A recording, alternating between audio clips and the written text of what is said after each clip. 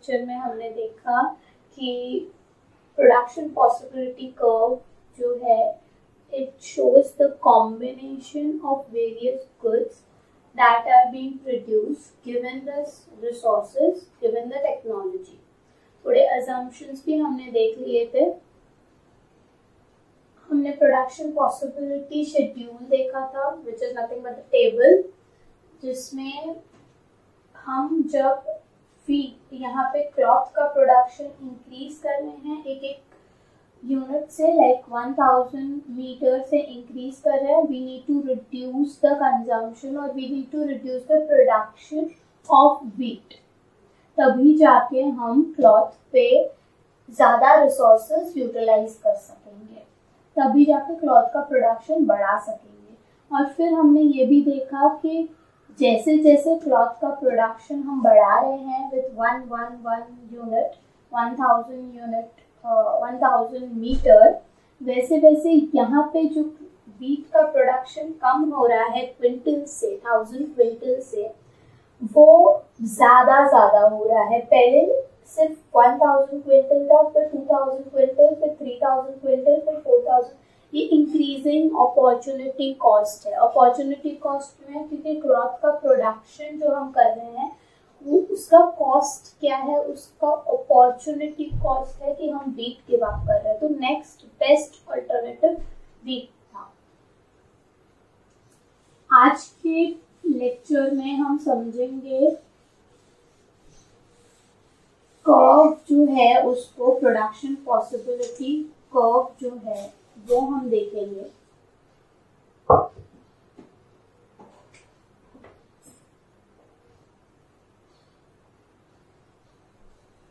उसके पहले कर्व पे जाने के पहले हम अजम्पशंस एक बार लिख लेते हैं. मैंने लास्ट लेक्चर में आपको अजम्पशंस सिर्फ एक्सप्लेन किया था, तो मैं आज के लेक्चर में अजम्पशंस लिख लेती हूँ ताकि आपके पास नोट रहे. हमने क्या बोला? हम लोग ने बोला first assumption we will produce only two goods which are the wheat and cloth. फिर सेकेंड assumption हमने डिस्कस किया था given amount of resources which are fixed in quantity yet can be shifted from production of one good to another. Fix quantity का resources given है, उसको एक चीज के प्रोडक्शन से दूसरे चीज के प्रोडक्शन में हम ट्रांसफर कर सकते हैं, हम बढ़ा नहीं सकते. थर्ड assumption जो है वो है resources are used fully and efficiently, that is they are not unemployed,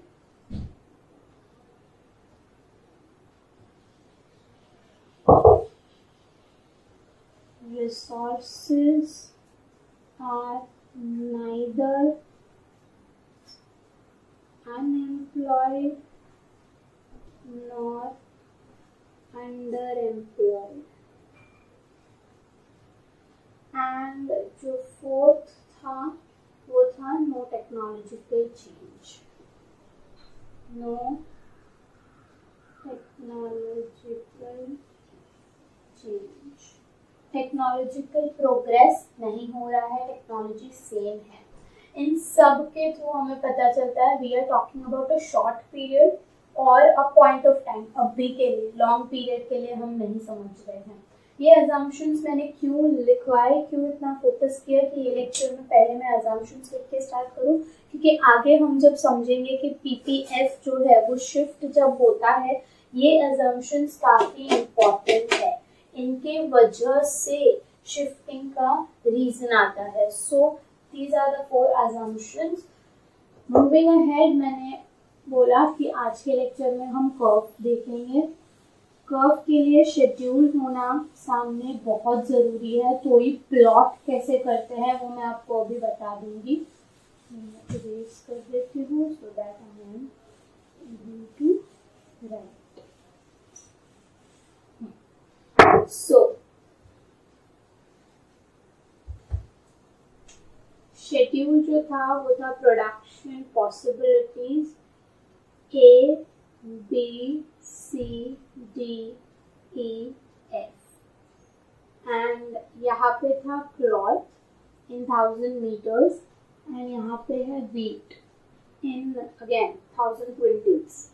0, 1, 2, 3, 4, 5 and this was 15, 14, 12, 9, 5 and C.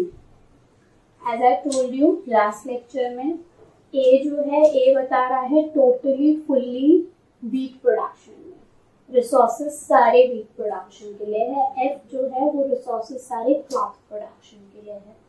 Plot कैसे करें ये चीज आप डिसाइड कर लीजिए. आप एक्स एक्सिस पे क्या लेंगे, वाई एक्सिस पे क्या लेंगे. टेक्स्ट बुक में जो है वो मैं ले रही हूँ जो कि है एक्स एक्सिस पे क्लॉथ है, वाई एक्सिस पे वीट है. ठीक है, मैं सिर्फ नंबर्स लिख लेती हूँ 1, 2, 3, 4, 5, 6. क्योंकि वीट का प्रोडक्शन 15, 14 ऐसे जा रहा है, मैं 2, 4, 6, 8 ले रही हूँ.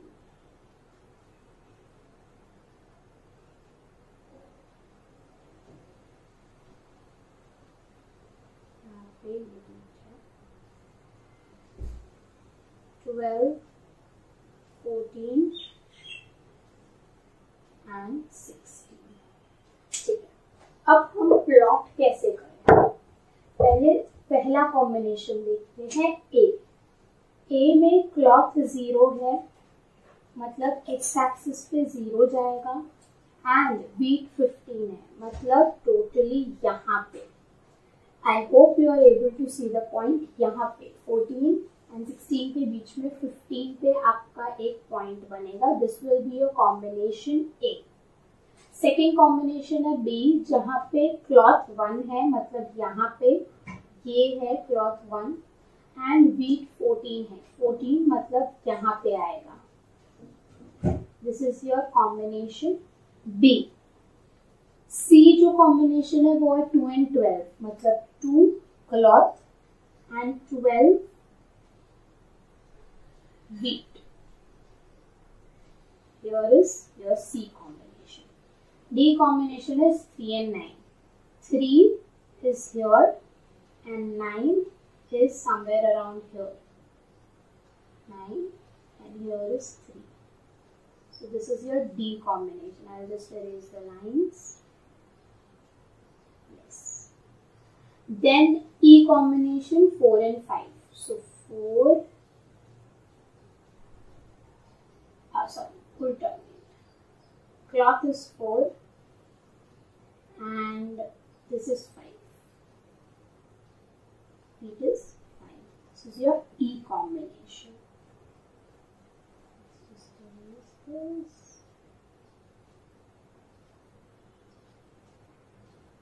Then last is 5 and 0. So cloth is 5 and wheat production is 0. So meaning here. F. I'll just write down the combination. A would be 0, 15, B would be 1, 14, C would be 2, 12, D would be 3, 9, E would be 4, 5 and F is 5, 0. I'll just join the dots. यहाँ से ऐसे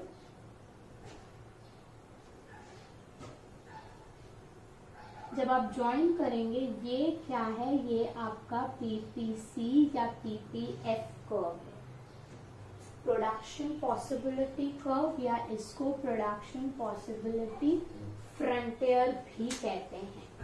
अब हम इसी पे ज्यादा focus करके देखेंगे ये कर्व कॉन्केव क्यों है, इंक्रीजिंग अपॉर्चुनिटी कॉस्ट क्यों है, ठीक है। So if you see the combinations over here, if I am giving up, यहाँ पे 15 था, यहाँ पे अगर मैं 1 यूनिट बढ़ा रही हूँ, मीनिंग पहले I was somewhere around here,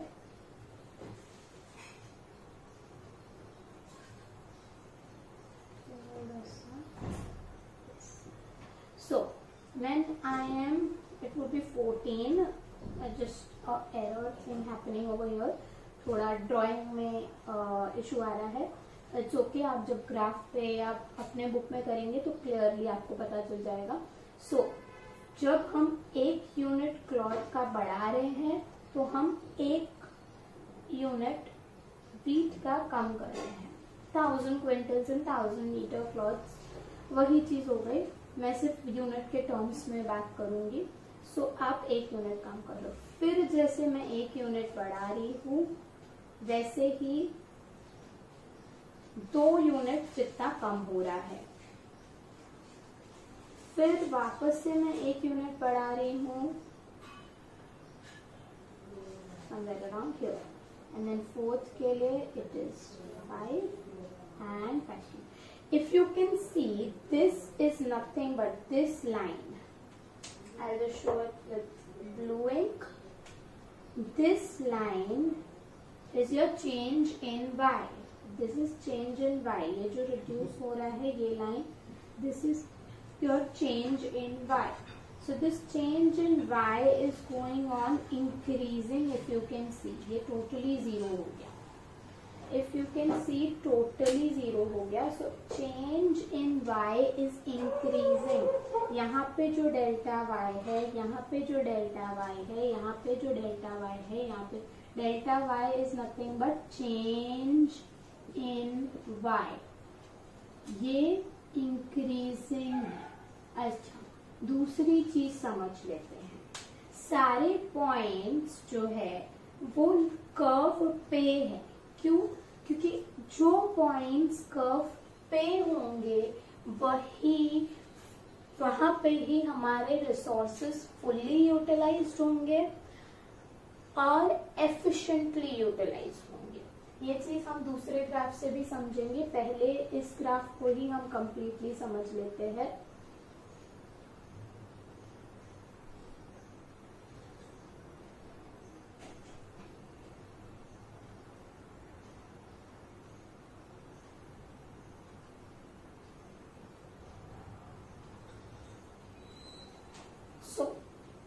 curve क्या बता रहा है? The curve is showing various combination of 2 goods which the economy can produce in given amount of resources and given amount of technology and working with production efficiency. full efficient production हो रहा है इस line पे।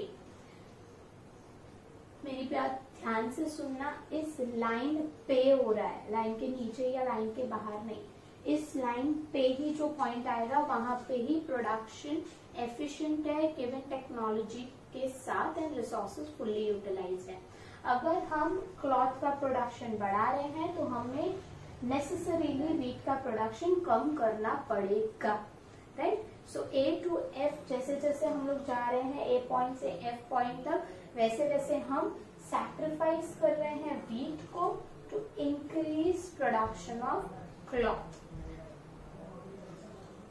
At what quantity? Question arises. In points में से which quantity would be the one where the society will be producing? At what quantity of 2 goods should be produced? Means at what point on the PPF the economy should produce? पहले if it chooses production possibility curve पे 2 cloth and 12 wheat, मतलब C combination. If it chooses C combination, the alternative point of choice for production on given PPC shows different allocation of given resources between 2 commodities.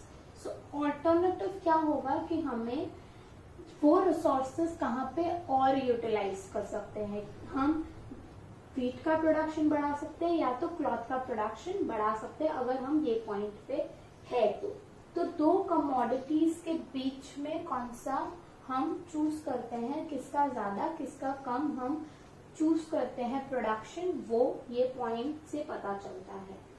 PPC को, now this is very important point and why is it called सो, वो भी मैं आपको बताऊंगी। PPC को transformation curve भी कहते हैं। It is very important, transformation curve. Transformation curve क्यों कहते हैं? बिकॉज हम फुल्ली हम ट्रांसफॉर्म नहीं कर रहे। अगर हम वीट का प्रोडक्शन कम कर रहे हैं, क्लॉथ का प्रोडक्शन बढ़ा रहे हैं, मतलब उसका मतलब ये नहीं प्रोडक्शन पूरा ट्रांसफॉर्म कर रहे हैं, नहीं, हम रिसोर्सेस को ट्रांसफॉर्म कर रहे हैं। कहाँ से? वीट के प्रोडक्शन से क्लॉथ के प्रोडक्शन में हम रिसोर्सेस को यहाँ से लेके वहां तक ट्रांसफॉर्म कर रहे हैं। इस वजह से उसे ट्रांसफॉर्मेशन कर्व कहते हैं, because it is moving from one point two another on it. वही कर्व पे it is moving, one good is transformed into another, not physically. मतलब वीट को सीधा क्लॉथ प्रोडक्शन में फिजिकली ऐसे चेंज कर दिया, नहीं, कि वीट के जगह पर अब उसी के जगह पर वीट जहां पे प्रोड्यूस हो रहा था वहां पे वीट का प्रोडक्शन रोक के वहां पे क्लॉथ का प्रोडक्शन शुरू कर दिया, नहीं। Transforming resources from one use to another. Wheat production में जो लेबरर्स थे, समझो वो एक रिसोर्सेज है, तो वो लेबरर्स को उठा के क्लॉथ के प्रोडक्शन पे यूटिलाइज कर दिया लेबरर्स को, तो वहां पे फिजिकल चेंज नहीं हो रहा है, वहां पे रिसोर्सेस को ट्रांसफॉर्म किया जा रहा है। The combination can lie anywhere on the line but not outside और इनसाइड इट। जो कॉम्बिनेशन है वो कॉम्बिनेशन इसी लाइन पे होगा, लाइन के बाहर या लाइन के अंदर नहीं होगा। Just to show that I just erase this thing.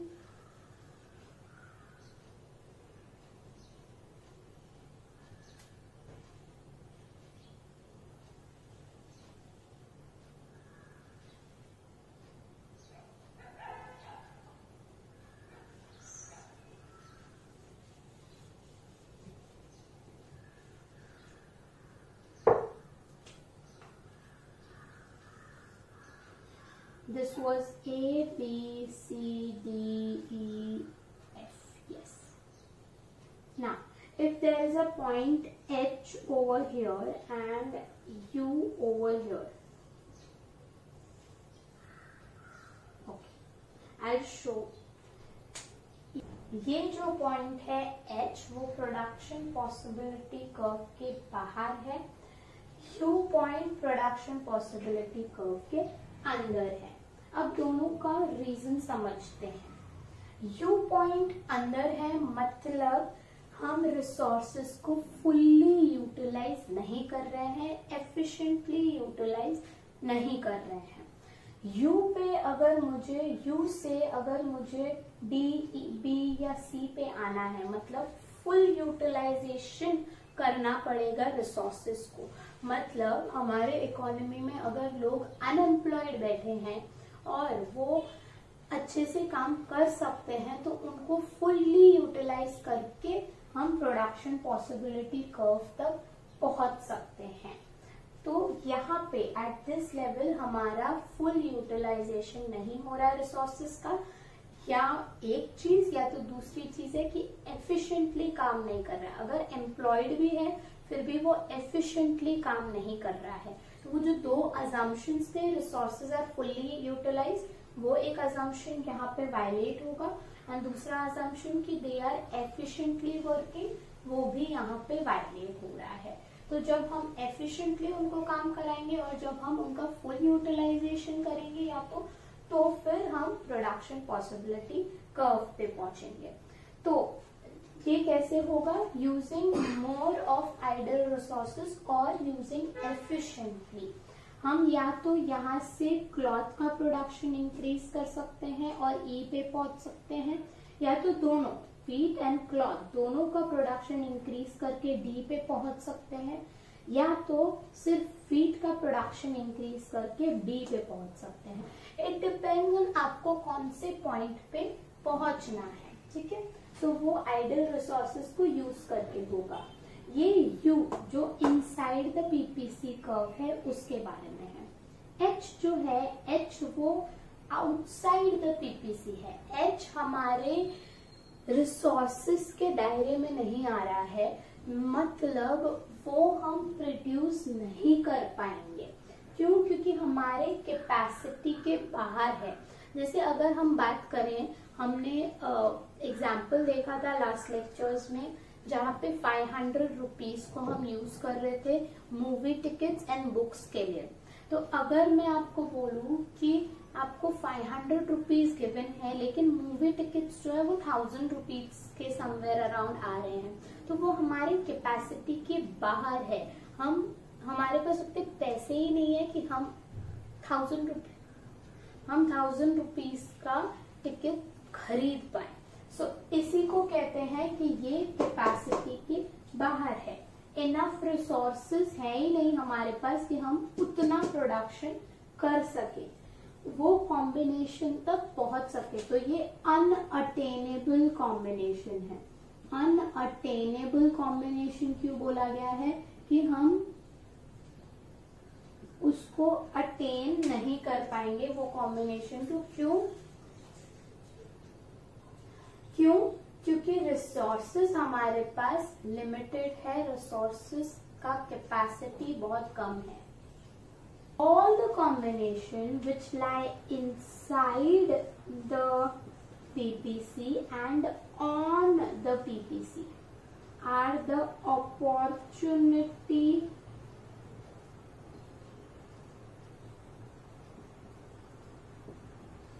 set for economy of two goods। ये क्या है? ये अपॉर्चुनिटी सेट है। क्योंकि यू जो पॉइंट था इनसाइड द कर्व वो अटेनेबल है। भले ही रिसोर्सेस कम यूज हो रहे हैं, लेस एफिशिएंट यूज हो रहे हैं, लेकिन अटेनेबल है। एंड ऑन द लाइन पे भी हम फुल यूटिलाइज कर रहे हैं। सो ये this is called opportunity set for economy.